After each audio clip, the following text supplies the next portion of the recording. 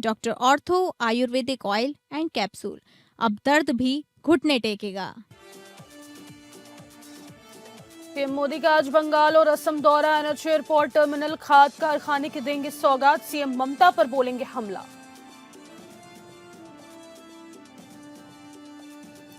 महाराष्ट्र नगर निगम परिषदों और पंचायतों को लेकर वोटिंग जारी। 23 नगर परिषदों और नगर पंचायतों में मतदान। 21 दिसंबर को आएंगे नतीजे। नए साल से उत्तराखंड में गाड़ियों को लेकर नए निर्देश जारी। दूसरे राज्यों की गाड़ियों को एंट्री करते वक्त देनी होगी फीस। गाड़ियों को ग्रीन सेस के रूप में 80 रुपए से लेकर 700 रुपए तक देनी होगी फीस। दिल्ली में बढ़ते प्रदूषण मामले में सुनवाई। याचिका पर आज दिल्ली हाई कोर्ट सुनवाई करेगा। BS4 गाड़ियों को रोक के खिलाफ दायर हुई है याचिका।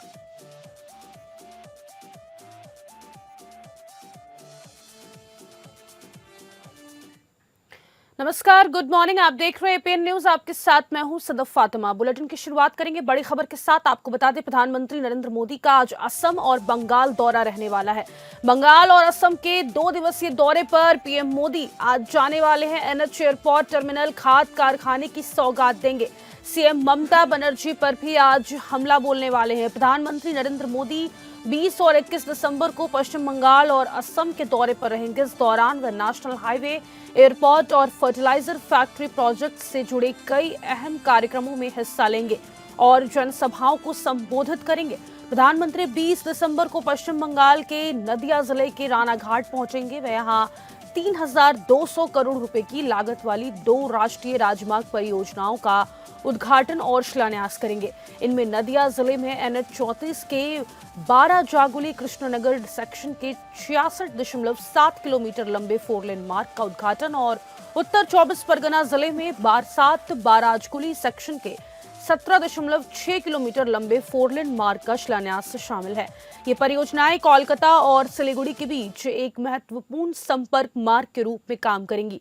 इनके पूरा होने से यात्रा समय करीब 2 घंटे कम होगा, ट्रैफिक सुगम होगा और क्षेत्र में व्यापार, पर्यटन व आर्थिक गतिविधियों को बढ़ावा मिलेगा।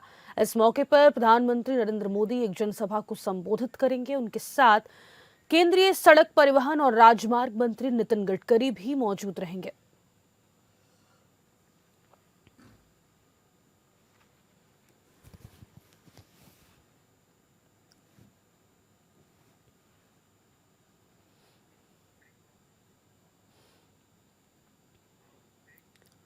और अगली बड़ी खबर उत्तराखंड से इस वक्त सामने निकल कर आ रही है। आपको बता दें, उत्तराखंड से गाड़ियों को लेकर आपको इस वक्त की बड़ी खबर हम बता रहे हैं। उत्तराखंड में अब फ्री में नहीं मिलेगी एंट्री, यानी 700 रुपए तक फीस देनी होगी।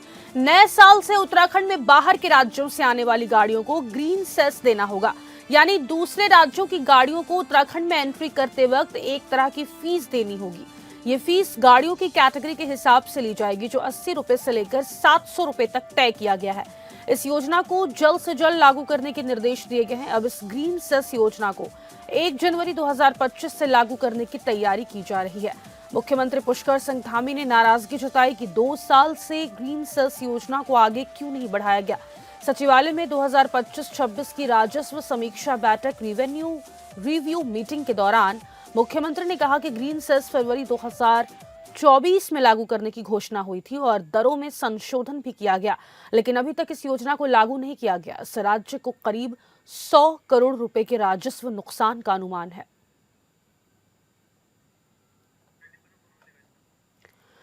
तो आपको बता दें, अब बाहर के गाड़ियों को उत्तराखंड में फ्री में एंट्री नहीं मिलेगी। 80 रुपए से लेकर 700 रुपए तक का जो फीस है वो यहां पर जारी किया गया है। आपको बता दें, 1 जनवरी 2026 से ये योजना लागू हो जाएगी। अभी तक इस योजना को लागू नहीं किया गया है। इससे राज्य को करीब 100 करोड़ रुपए के राजस्व नुकसान का अनुमान है। सचिवालय में 2025-26 की रेवेन्यू रिव्यू मीटिंग के दौरान मुख्यमंत्री ने कहा कि ग्रीन सेस फरवरी 2024 में लागू करने की घोषणा हुई थी और दरों में संशोधन भी किया गया, लेकिन अभी तक इस योजना को लागू नहीं किया गया है। इस राज्य को करीब 100 करोड़ रुपए के राजस्व नुकसान का अनुमान है।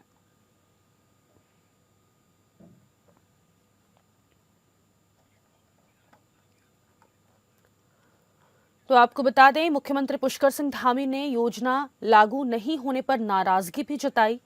उन्होंने कहा कि 2 साल से ग्रीन सस योजना को आगे क्यों नहीं बढ़ाया गया।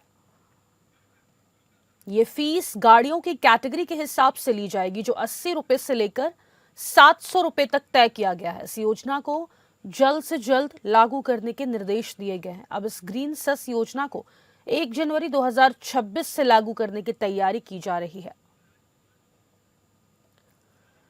मुख्यमंत्री पुष्कर सिंह धामी ने नाराजगी जताई कि 2 साल से ग्रीन सस योजना को आगे क्यों नहीं बढ़ाया गया।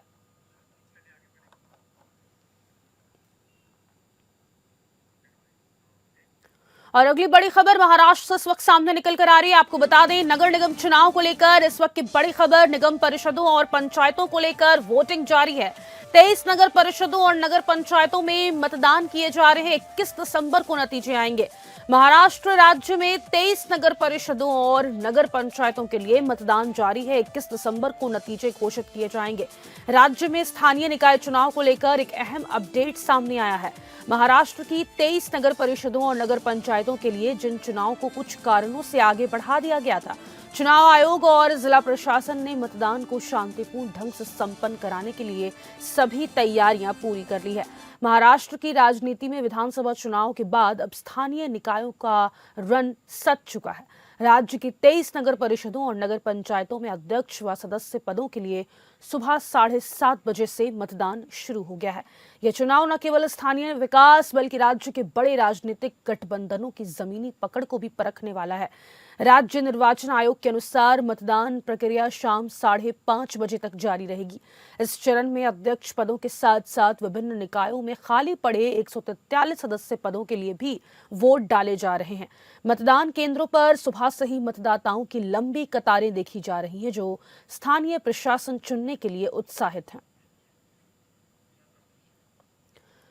और ज्यादा जानकारी के साथ संवाददाता सरबजीत सोनी हमारे साथ फोन लाइन पे जुड़ गए हैं। सरबजीत, 23 नगर परिषदों और नगर पंचायतों के लिए महाराष्ट्र में इस वक्त चुनाव जारी है सुबह 7:30 बजे से।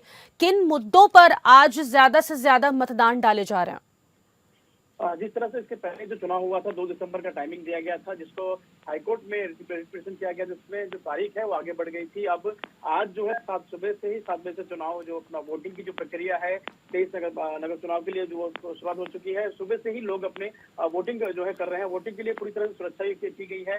पोलिंग बूथ पे भी लोगों से अपील की जा रही है कि बड़े पैमाने पर वोट करें। हालांकि 2 दिसंबर को कुछ वोटिंग हो चुकी थी और आज जो वोटिंग होगी, जिन दोनों नतीजों का जो है निकाल है वो 21 को आएगा। तो काफी मुद्दे विकास को लेकर मुद्दे हैं, लाडली बहन योजना को लेकर मुद्दे हैं। हालांकि जिस तरह से रैलियां की गई थी, तीनों पार्टियों की तरफ से, महायुति की तरफ से अपील की गई थी कि जो वापस महायुति को जीत कर लाया जाए, ताकि विकास के लिए महाराष्ट्र में जो है अपना डेवलपमेंट कर सके। ऐसा अपना एक नारे के लिए किया था और रैली भी की गई थी। तो देखना है कि आज जो वोटिंग की जाती है, जिसपे कल नतीजे आएंगे, उसपे क्या रिजल्ट मिलता है। किसका पलड़ा आपको ज्यादा भारी लग रहा है, महायुति या फिर महाविकास आघाड़ी? जिस तरह से मुद्दे थे, दोनों के मुद्दे एक ही हैं। हालांकि महाविकास आघाड़ी के जो है उनका कहना था कि जो सत्ता में महायुति है लेकिन कार्य नहीं कर पा रही है, और लेकिन हमारी अगर सरकार आती है तो उससे कई ऐसे मुद्दे हैं जो अपना, जैसे किसान के मुद्दे हैं, कई ऐसे डेवलपमेंट के मुद्दे हैं, इस पर कार्य करेगी। लेकिन वही महायुति भी पूरी तरह से अपना मुद्दा, चुनावी मुद्दा जो है पेश किया था, जिसमें जनता को लुभाने का पूरा काम किया गया था। देखना है कि जिस तरह से प्रचार किया गया था, तो आज जनता किसे अपना मत देती है।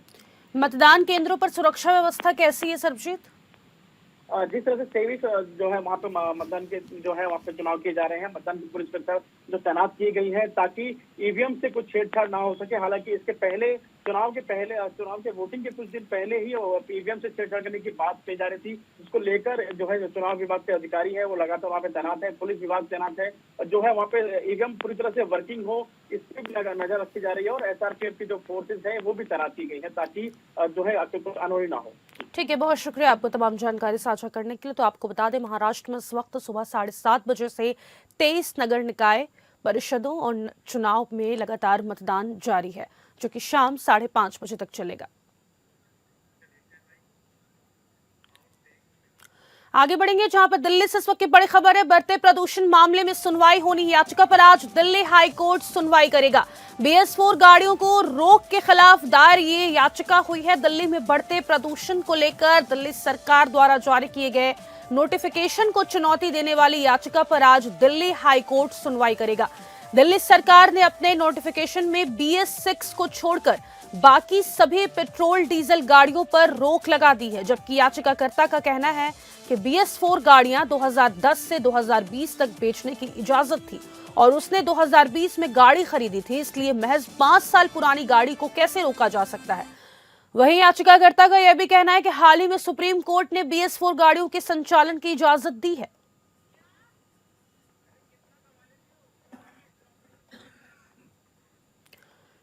तो आपको बता दें, दिल्ली में बढ़ते प्रदूषण को लेकर दिल्ली सरकार द्वारा जारी किए गए नोटिफिकेशन को चुनौती देने वाली याचिका पर आज दिल्ली हाई कोर्ट सुनवाई करेगा। दिल्ली सरकार ने अपने नोटिफिकेशन में BS6 को छोड़कर बाकी सभी पेट्रोल डीजल गाड़ियों पर रोक लगा दी है, जबकि याचिकाकर्ता का कहना है कि BS4 गाड़ियां 2010 से 2020 तक बेचने की इजाजत थी और उसने 2020 में गाड़ी खरीदी थी, इसलिए महज 5 साल पुरानी गाड़ी को कैसे रोका जा सकता है। ज्यादा जानकारी के साथ संवाददाता विवेक सिंह चंदेल हमारे साथ फोन लाइन पर जुड़ गए हैं। विवेक, आज दिल्ली हाई कोर्ट सुनवाई करेगा ये BS6 गाड़ियों को जिस तरीके से इजाजत मिली थी दिल्ली सरकार की तरफ से कि केवल BS6 गाड़ियां ही अब राजधानी में चल सकेंगी, ऐसे में याचिकाकर्ताओं का कहना है कि महज 5 साल पुरानी गाड़ी को कैसे रोका जा सकता है। 2020 से जिस तरीके से उन्होंने गाड़ी खरीदने की बात कही है, ऐसे में क्या लगता है आपको आज दिल्ली हाई कोर्ट का क्या रुख रह सकता है? क्योंकि दिल्ली सरकार का एक नोटिफिकेशन है जो 18 दिसंबर को जारी किया गया, वो बढ़ते प्रदूषण के लिए जारी किया गया है और ये परमानेंट नहीं है।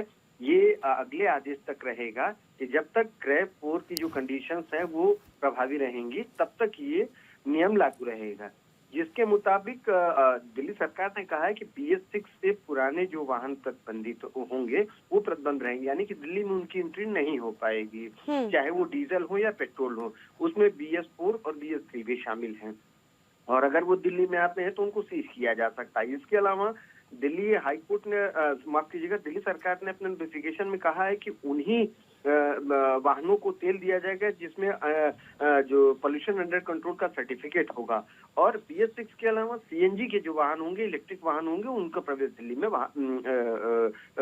किया जा सकेगा। इसके अलावा और जो भी होंगे उनको सीज किया जाएगा। दूसरी चीज जो दिल्ली सरकार ने अपने नोटिफिकेशन में ये भी कहा है कि 10 साल से जो पुराने डीजल के और 15 साल पुराने जो पेट्रोल वाहन हैं उनको लेके जो कुछ नियम है वो आसान कर दी गए, जिससे कि वो दिल्ली के अलावा अन्य स्टेट्स में चल सके।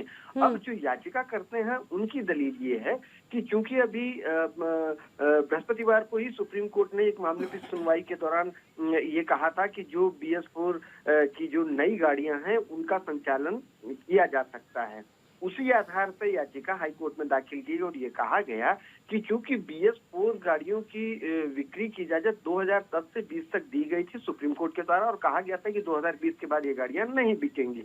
ऐसे में अगर जो BS4 वाली गाड़ी जिस कस्टमर ने ली होगी उसकी गाड़ी के तो अभी महज 4 से 5 साल ही हुए हैं, ऐसे में उस गाड़ी को बैन कैसे किया जा सकता? ऐसे में कुछ संशोधन किए जाने की जरूरत है, क्योंकि सुप्रीम कोर्ट का भी ये आदेश था कि BS4 की जो गाड़ियों का संचालन है, जो नई गाड़ियां हैं BS4 की, यानी कि जैसा याचिकाकर्ता कहना है कि जो 2020 में BS4 की गाड़ी खरीदी गई वो पुरानी कैसे हो सकती है, इस वजह से उसको संचालन की अनुमति मिलनी चाहिए। तो दिल्ली सरकार के इस नोटिफिकेशन को दिल्ली हाईकोर्ट में चुनौती दी है। अब दिल्ली हाईकोर्ट इस मामले पर विचार करने के बाद ये तय करेगा कि क्या याचिकाकर्ता की इस मांग को माना जाए, क्योंकि सुप्रीम कोर्ट ने भी इसमें जो उसकी मांग है उसको सपोर्ट करते हुए आदेश दिया। लेकिन दिल्ली सरकार के 18 तारीख के इस नोटिफिकेशन से उनके संचालन में दिक्कत है, यही वजह है कि इनको दिल्ली हाईकोर्ट आना पड़ा। अब दिल्ली हाईकोर्ट पे सुनवाई करेगा, फिर विचार करेगा कि क्या इस नोटिफिकेशन में किसी परिवर्तन की जरूरत है या प्रदूषण को देखते हुए इस नोटिफिकेशन को बदलने की जरूरत नहीं है। इसके लिए हमें इंतजार करना पड़ेगा।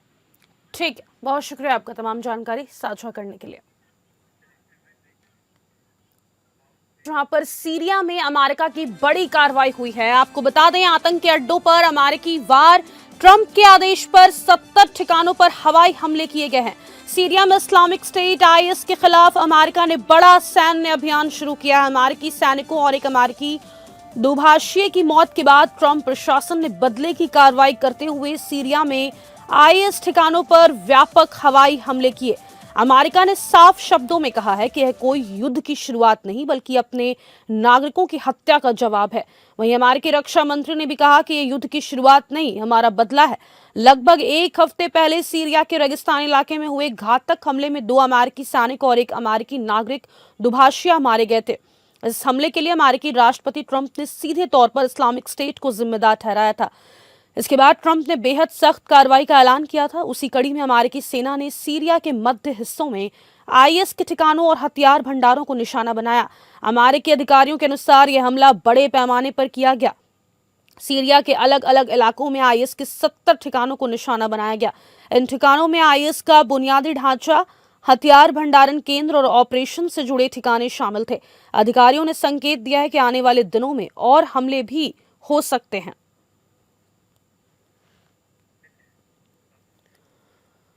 और ज्यादा जानकारी के साथ इनपुट हेड मनीष राज सिंह हमारे साथ फोन लाइन पर जुड़ गए। मनीष, ये सीरिया में बड़ा आतंकी जिस तरीके से किया गया था, अमेरिका की तरफ से आज हमला किया गया है, क्या लग रहा है आपको सीरिया और अमेरिका के बीच आने वाले दिनों में और तनाव बढ़ सकता है?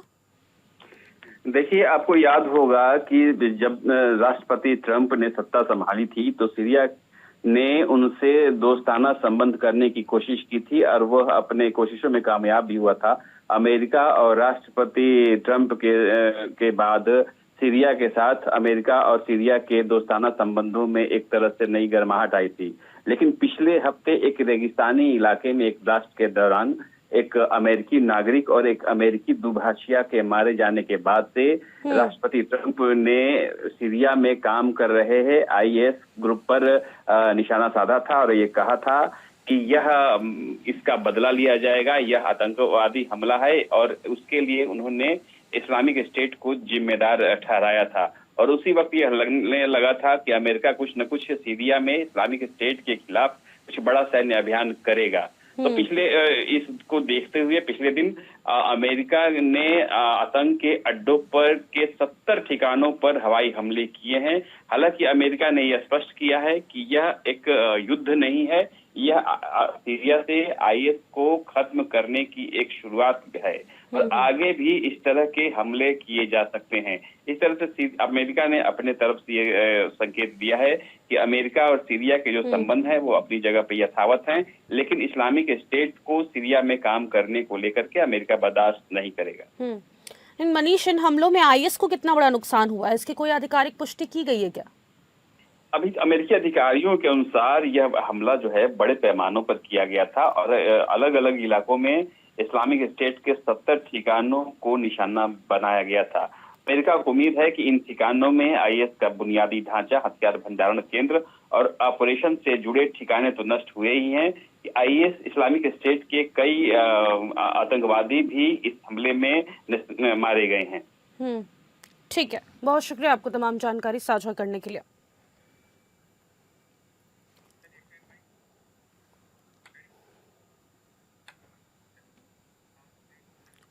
अगली खबर बाराबंकी से है, जहां पर आपको बता दें बाराबंकी के मेयो इंस्टीट्यूट ऑफ कॉलेज में जिस तरीके से कार्यक्रम का आयोजन किया गया, उसके बाद आपको बाराबंकी के Mayo institute of medical sciences college में आयोजित कल्चरल प्रोग्राम उस वक्त यादगार बन गया जब मंच पर पद्मश्री सोनू निगम पहुंचे।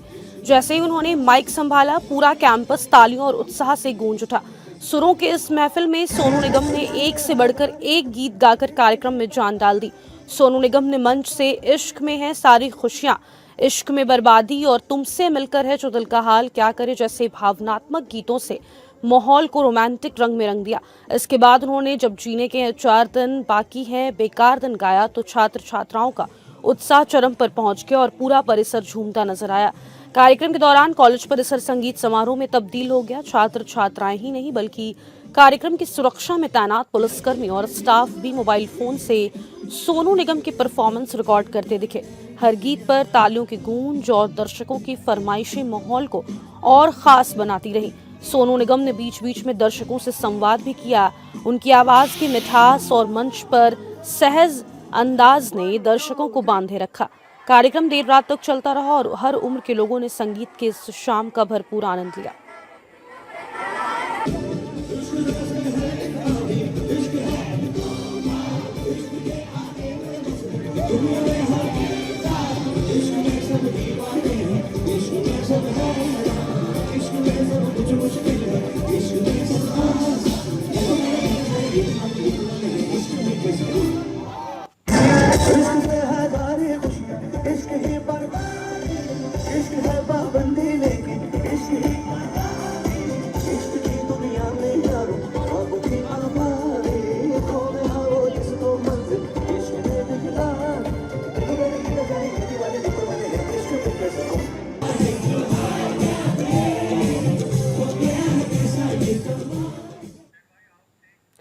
और अगली बड़ी खबर यूपी के संभल से इस वक्त सामने निकल कर आ रही है। आपको बता दें, ट्रक ने बाइक सवार 4 लोगों को कुचल दिया है।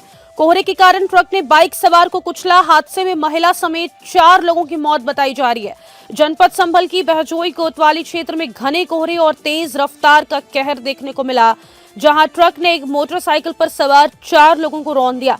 इसमें एक महिला समेत 4 लोगों की मौत हो गई है। हादसा मुरादाबाद आगरा हाईवे पर बहजोई कोतवाली क्षेत्र के खजरा खाकम गांव के पास हुआ।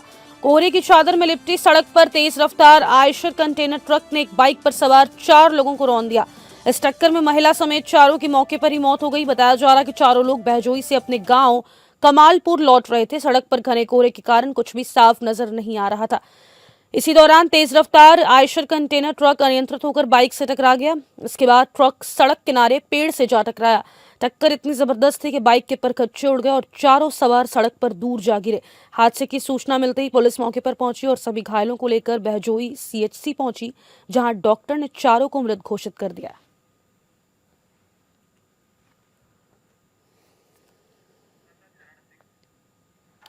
और ज्यादा जानकारी के साथ संवाददाता चरण सिंह हमारे साथ फोन लाइन पर जुड़ गए हैं। चरण, ये जो तेज रफ्तार और घने कोहरे का कहर देखने को मिला है, ट्रक ने बाइक सवार 4 लोगों को रौंद दिया है, और क्या जानकारी इस पूरे मामले में? का मामला है जहां पर एक परिवार के बेटा और पति जो बाइक से लेके जा रहा था, उसके साथ में चचेरा भाई था और वह अपने बैजोई से अपने दूसरे घर पे जा रहा था। उसके 2 घर थे। रात्रि के समय पीछे से ट्रक ने जो टक्कर मार दी और घटना स्थल पर ही 4 की मौत हो गई।